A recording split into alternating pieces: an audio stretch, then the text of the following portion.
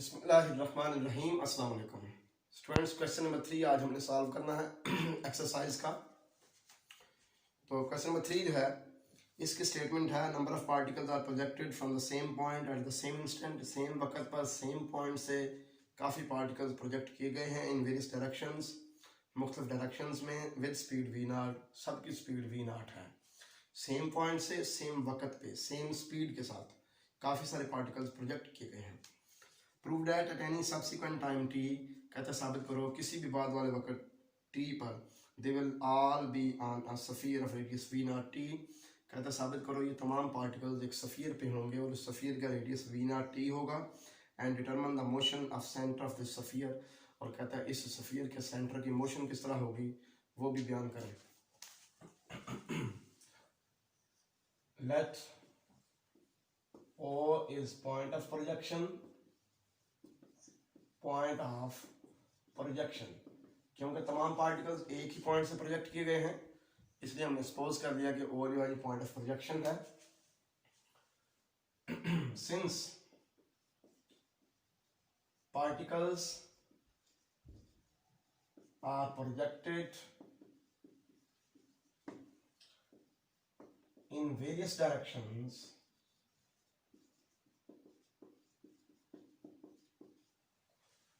इन all directions, क्योंकि particles तमाम directions में प्रोजेक्ट किए गए हैं इसका मतलब वो स्पेस में मूव करते हैं in space. Since particles are projected in all directions, यानी कि स्पेस में तमाम पार्टिकल्स मूव कर रहे हैं, therefore we can take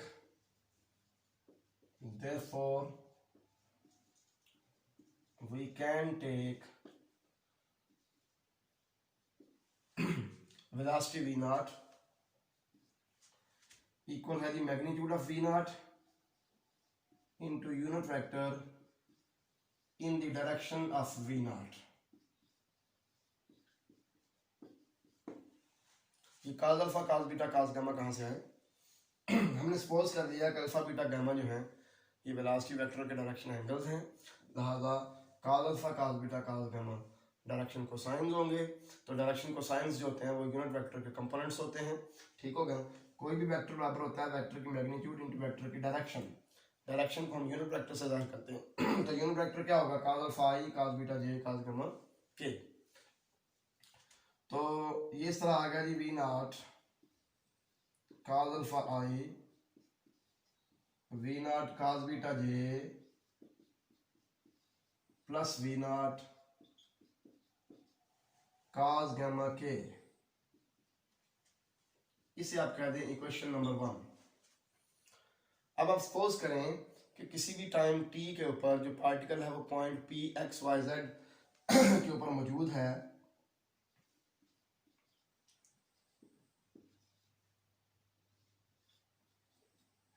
suppose करें कि किसी भी टाइम t पर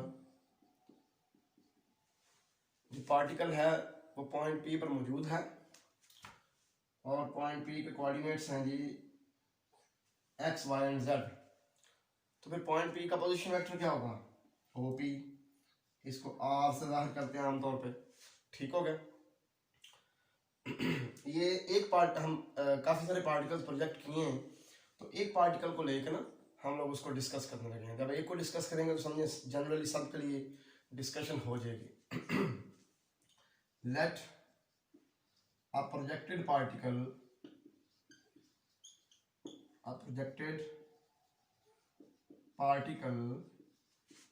is at point P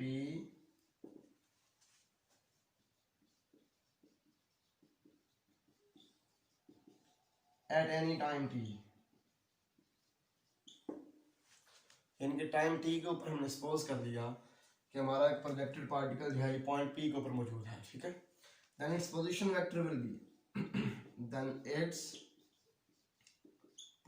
vector will be r equal to xi plus yj plus zk। इसे आप इक्वेशन नंबर 2 कहते हैं। अब देखें ये तो पोजीशन वेक्टर आ गया, एक पार्टिकल का जब वो पॉइंट पी के ऊपर मौजूद है। हम सपोज करते हैं कि जो फोर्स ऑफ ग्रेविटी है ना वो वाई एक्सिस की नेगेटिव डायरेक्शन में एक्ट करती है, ठीक है। Let gravity acts along negative direction of y-axis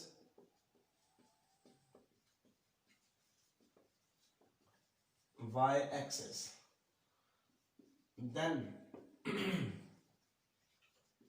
equation of motion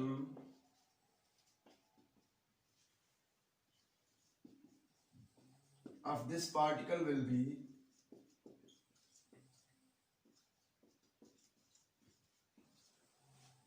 equation of motion क्या होगी, एक्सेलरेशन क्या होता है d2r ओवर dt स्क्वायर, और इस पार्टिकल का एक्सेलरेशन क्या है, ग्रेविटेशनल एक्सेलरेशन, क्योंकि उसके ऊपर फोर्स जो अमल कर रही है वो फोर्स ऑफ ग्रेविटी है, और जिस डायरेक्शन में फोर्स एक्ट करती है उसी डायरेक्शन में एक्सेलरेशन पैदा होता है, ठीक हो गया। तो लिहाजा इसका एक्सेलरेशन g है और ये नेगेटिव y डायरेक्शन में है, नीचे की तरफ, क्योंकि वेट नीचे की तरफ जो ग्रेविटी है वो नीचे की तरफ अमल कर रही है, ठीक है ना। तो लिहाजा एक्सेलरेशन है वो इक्वल टू g है in the negative direction of y। ये हमारी इक्वेशन ऑफ मोशन हो गई। इसको आप 2 दफा इंटीग्रेट करें ताकि आप पोजीशन वेक्टर r की वैल्यू यहां से निकाल सकें। Integrating both sides we have dr over dt, इधर आ जाएगा minus D T J plus constant of integration a, ठीक हो गया। एट t इक्वल टू 0, जब टाइम 0 है तो D R over D T जो कि हमारी वेलोसिटी होती है, या आप पिछले जो चैप्टर्स हैं 7-18 में पढ़ चुके हैं कि D R over D T का मतलब क्या है, वेलोसिटी। तो वेलोसिटी v नॉट है, जब टाइम 0 है, बिल्कुल स्टार्टिंग पॉइंट है, वेलोसिटी v नॉट है, ये देखें, ठीक है ना, velocity of projection.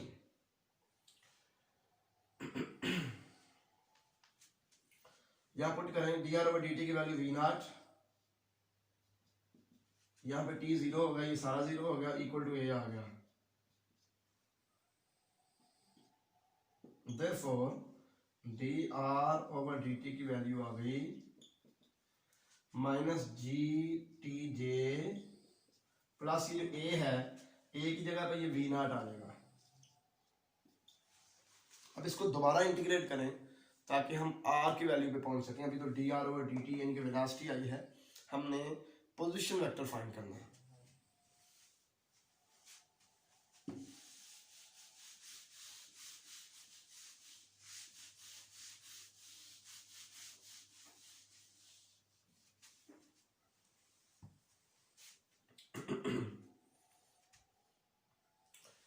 Integrating again,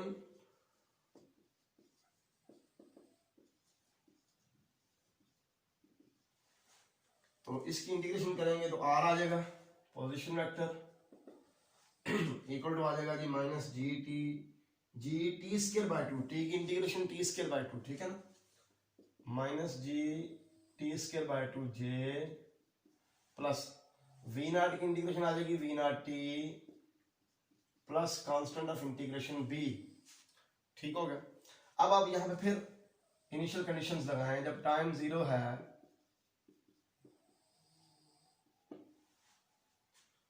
तो पोजीशन वेक्टर को भी हम 0 वेक्टर लेंगे, ठीक हो गया। आ जाएगा 0, यहाँ पे t की जगह 0 आएगा, ये भी 0 हो जाएगा, 0 जे, ठीक है, ये भी 0 प्लस b, तो यहां से b की वैल्यू आ जाएगी 0। देयरफॉर हमारे पास ये जो पोजीशन वेक्टर है ये क्या बन जाएगा, r इक्वल है G minus G T square by 2 J plus V naught T, ठीक है, क्योंकि b तो 0 है। अब जो इक्वेशन 1 मैंने वो गलती से मिटा दी है, इक्वेशन 1 में हमने ये लिखा था कि पोजीशन वेक्टर है जी x I plus Y J plus Z के इक्वेशन 2 में, ठीक है ना। वो इक्वेशन 2 यहाँ पे यूज करें, ठीक हो गया। इक्वेशन 1 में हमने ये लिखा था कि ये जो वी नॉट है ना, ये इक्वल है V not cos alpha I plus V not cos beta J plus V not cos gamma K. ये हमारी इक्वेशन 1 थी और ये हमारी इक्वेशन 2 थी। तो ये दोनों इक्वेशंस को हम यहाँ पर यूज करेंगे। आर की वैल्यू आ गई X I plus Y J plus Z K, ठीक हो गया, equal to minus G T square by 2 J plus V naught की वैल्यू भी पुट करें। वी नॉट की ये सारी वैल्यू है V not cos alpha I plus V not cos beta J plus V not cos gamma K, ठीक हो गया। ये सारी वैल्यूज हमने पुट कर दी। अब यहां से ना आई वाले, जे वाले और के वाले कोएफिशिएंट्स कंपेयर करें। आई का कोएफिशिएंट इस तरफ एक्स है, इस तरफ आई का कोएफिशिएंट है वी नॉट कॉस अल्फा, ठीक हो गया। इस तरफ जे का कोएफिशिएंट वाई है, इस तरफ जे का कोएफिशिएंट है minus G T square by 2 और एक है G plus V not cos beta, और उसके बाद के का कोएफिशिएंट है जेड, इक्वल आ जाएगा V not cos gamma, V not cos gamma, इधर जेड है और इधर वी नॉट कॉस गामा। यहाँ पे आप ऐसा करें, इसको इधर ला के प्लस कर दें, ये जो minus G T square by 2 है इस तरफ आके प्लस हो जाएगा, तो एक्स इक्वल आ जाएगा G V not cos alpha Y plus G T square by 2 V not cos beta और जेड वैसे का वैसे ही वी नॉट कॉस गामा, ठीक होगा। अब आप ऐसा करें, इन तीनों को स्क्वायर लेके ऐड कर दें।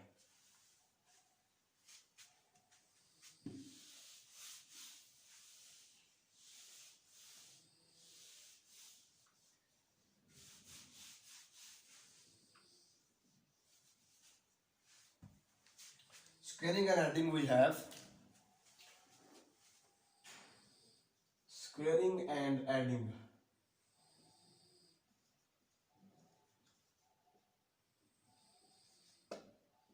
We have स्क्वायर लेके ऐड कर लें तो आ जाएगा X square plus Y plus G T square by 2 का square plus Z square equal आ जाएगा G V not square cos square alpha plus V not square cos square beta plus V not square cos square gamma. तो V not square मैं common लिख लेता हूं, cos square alpha plus cos square beta plus cos square gamma. अभी जब question start कर रहा था तो मैंने आपको बताया था कि cos alpha cos beta cos gamma जो है ये डायरेक्शन को साइन है सिंगल वेक्टर वी नॉट के, तो लिहाजा cos square alpha plus cos square beta plus cos square gamma 1 होगा। अगर cos alpha cos beta cos gamma direction को साइन हो सिंगल वेक्टर के, तो इन सब का स्केल लेके प्लस करने से 1 आता है, ठीक हो गया। यहां पे हम एक चीज मिस कर गए, टी, ये टी है वी नॉट के साथ, तो जिसकी वजह से यहां पे भी टी, इधर भी टी और ये भी टी आएगा, ठीक हो गया। और ये भी टी है, ये भी टी और यहाँ पे फिर टी आएगा क्योंकि टी इन तीनों से मल्टीप्लाई हो रहा है, ठीक होगा। जिसकी वजह से इधर फिर टी स्क्वायर कॉमन बाहर लिख दिया मैंने।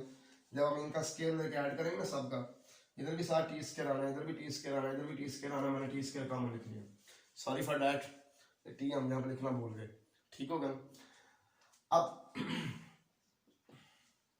ये जो है ना, इसको मैं लिख सकता हूं x माइनस 0 का स्क्वायर, ठीक हो गया।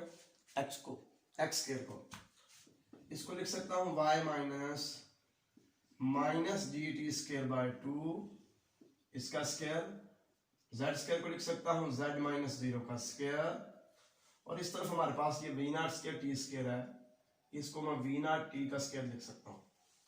ठीक होगा ना। जो सफीयर की इक्वेशन होती है ना, जिसका सेंटर ए बी सी और रेडियस आर हो, वो इक्वेशन ये होती है एक्स माइनस ए का square plus Y minus B का स्क्वायर जेड माइनस सी का square equal to R square. ऐसा सफियर जिसका रेडियस आर हो और centre point A B C पर हो, तो उसकी इक्वेशन ये होती है। अगर हम इसको इसके साथ कंपेयर करें तो हमें क्लियरली पता चल जाएगा this is a sphere, this is a sphere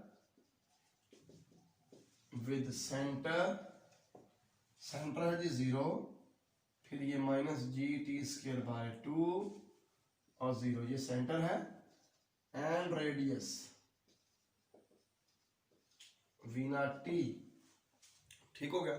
ये तो प्रूव हो गया कि जो पार्टिकल्स हैं वो सफियर के ऊपर मौजूद हैं टाइम टी पर। ठीक है, क्योंकि ये जो इक्वेशन बनी है ये सफियर की इक्वेशन है।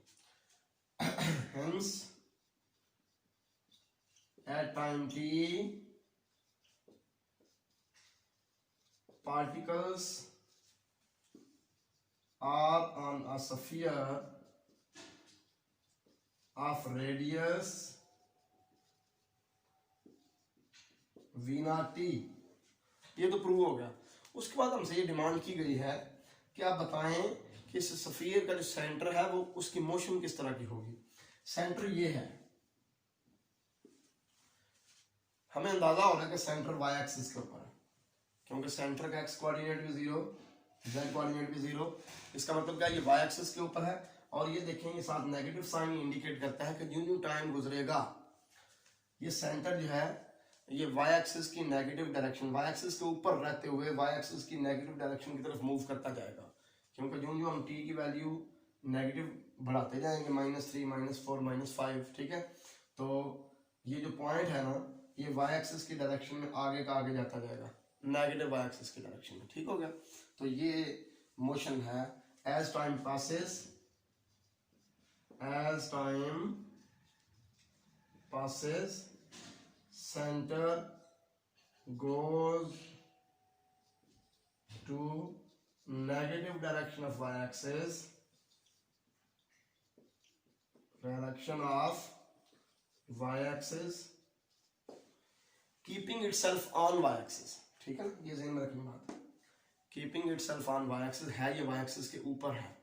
तो ये थोड़ा लेंथी तो था क्वेश्चन, लेकिन इंपॉर्टेंट है। मुझे उम्मीद है कि आपको समझ आ चुकी होगी। अल्लाह हाफिज़, अस्सलाम वालेकुम।